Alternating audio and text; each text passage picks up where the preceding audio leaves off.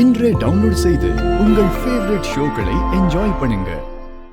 நான் அவ்வளவு தூரம் சொல்லியும் எதுக்கு இப்படி ஒரு முடிவுக்கு வந்தீங்க? என்ன வேற என்ன பண்ண சொல்ற அயலி? இத்தனை வருஷமா நான் பட்ட கஷ்டத்துக்கும் அவமானத்துக்கும் அர்த்தமே கிடைக்காம போகுது. எங்க அம்மா மேல இருந்த கலங்கத்தை துடைக்க போறேன்னு நினைச்சுக்கிட்டு இருந்தேன். ஆனா இப்போ அதெல்லாம் இல்லைன்னு தெரிஞ்சா எனக்கு வேற என்னதான் பண்ண தோணும்? இந்த வீடு எங்க அம்மா வாழ்ந்த வீடு. இந்த வீட்டை விட்டுட்டு நான் வந்ததுக்கு காரணம் எங்க அம்மா ஞாபகம் எனக்கு வரக்கூடாதுங்கிறதுக்காக இல்ல. இந்த வீட்டுல இருந்தா எனக்கு எங்க அம்மா பட்ட அவமானம் தான் ஞாபகத்துக்கு வரும். அதனாலதான் இந்த வீட்டை விட்டு நான் வந்தேன். பொதுவா எந்த குழந்தைங்களோ அவங்க அப்பாவோ அம்மாவோ இன்னொருத்தவங்க முன்னாடி அவமானப்படுறத பார்க்க கூடாதுன்னு சொல்லுவாங்க. ஆனா என் வாழ்க்கையில என் அம்மா என் கண்ணு முன்னாடியே மத்தவங்க முன்னாடி அவமானப்படுறத மட்டும் தான் நான் பார்த்திருக்கேன்.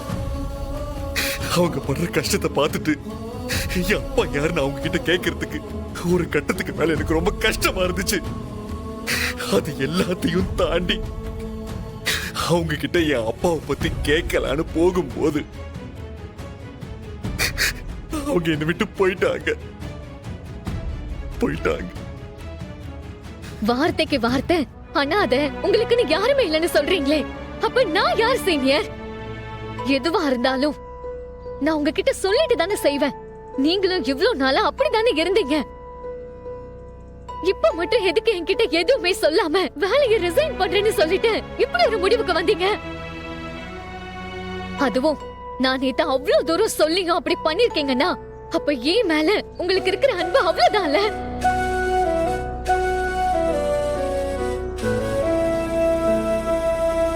இப்ப உங்களுக்கு என்ன? உங்க அப்பா உங்களை அவரோட மகனா ஏத்துக்கணும், அவ்வளவுதானே?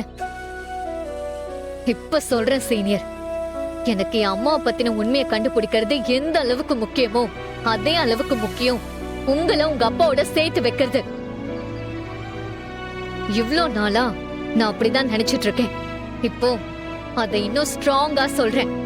கண்டிப்பா நான் சொன்னதை செய்வேன் சீனியர்.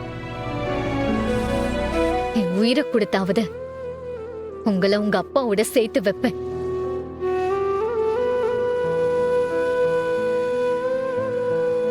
அவரே அவரு வாயால நீங்க அவரோட மகன்னு சொல்லுவாரு.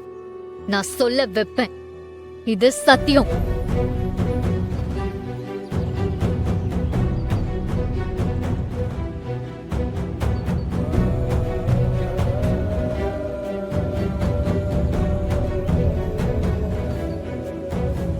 உங்க ரெசிக்னேஷன் லெட்டரை வந்து வாங்கிக்கோங்க. எனக்காக என்னோட பழைய சீனியரா என் கூட வாங்க.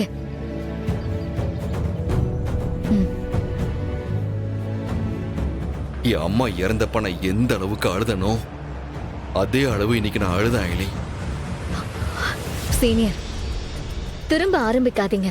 பாக்குறவங்க ஏதாவது தப்பா நினைக்க போறாங்க. எனக்கும் இப்போ என்ன செய்யறதுன்னு தெரியல சீனியர். சிக்கல் இன்னும் அதிகமாயிட்டே போகுது. அந்த கபிலனை பத்தி நல்லா தெரிஞ்ச அப்புறமும் அவளை அங்க விட்டுட்டு வர்றதுக்கு மனசே வரல. அவளுக்கு என்ன ஆகுமோன்னு பதட்டமாவே இருக்கு. வர்மாவை பிடிக்கிறதுக்கு நமக்கு இருக்கிற ஒரே ஒரு வழி அந்த கபிலன் தான். ஆனா இப்ப அவன் ரித்திகாவோட ஹஸ்பண்ட்.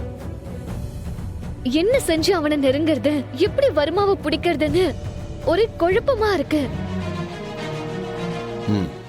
சார் சார்,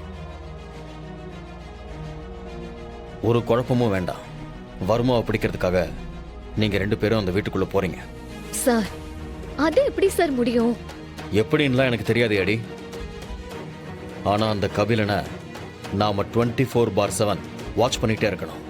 அப்பதான் ஏதாவது லீடு கிடைக்கும். அதெல்லாம் புரியுது சார். ஆனா எங்களால அந்த வீட்டுக்குள்ள எப்படி போக முடியும்? என்ன ரீசன் சொல்லி நாம அங்க இருக்க முடியும்? முன்னாடியாவது பரவாயில்ல, இப்ப என் தங்கச்சி அந்த வீட்டோட மருமக. இதனால அவ வாழ்க்கை டிஸ்டர்ப் ஆயிடக்கூடாதுல்ல சார். பொதுவா மத்த எல்லா வேலையும் வேலை பார்க்கறவங்க தான் சூஸ் பண்ணுவாங்க. ஆனா போலீஸ் வேலையில மட்டும்தான் யார் போலீஸா இருக்கணும்னு அந்த வேலை சூஸ் பண்ணும். அப்படி சூஸ் பண்ணப்பட்டவங்க தான் நீங்க 2 பேரும்.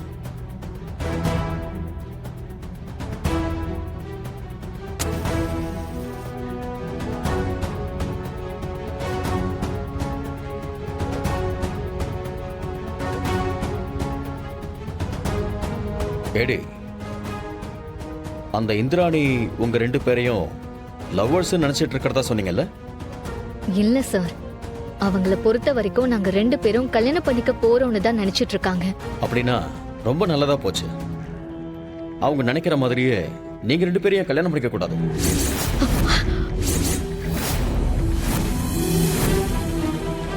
நீங்க 2 பேரும் கல்யாணம் பண்ணிக்கங்க. சார், நானும் சீனியரும் எப்படி சார்?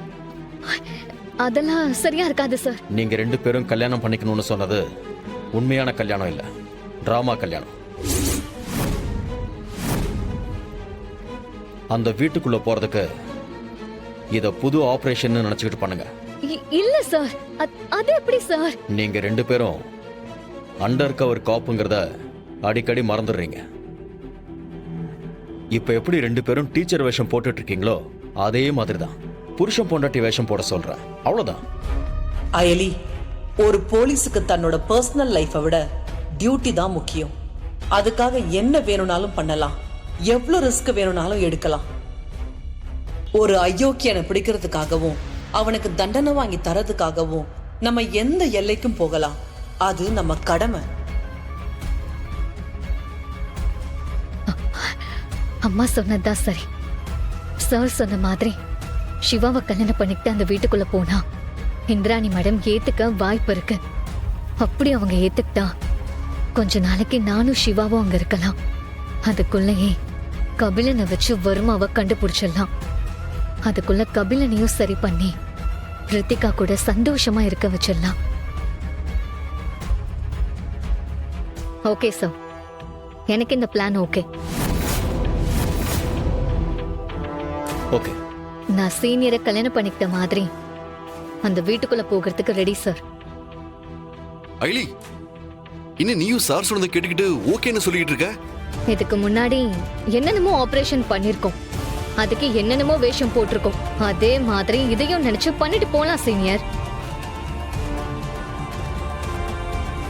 ஐயோ ஐலி, என் மனசுல இருக்கிறத நான் உன்கிட்ட எப்படி சொல்றதுன்னு தெரியல.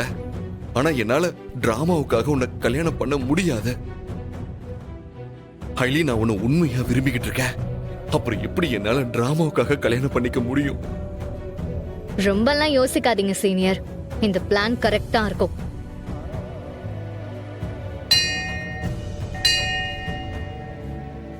பாத்தீங்களா, கோவில் மணி அடிக்குது.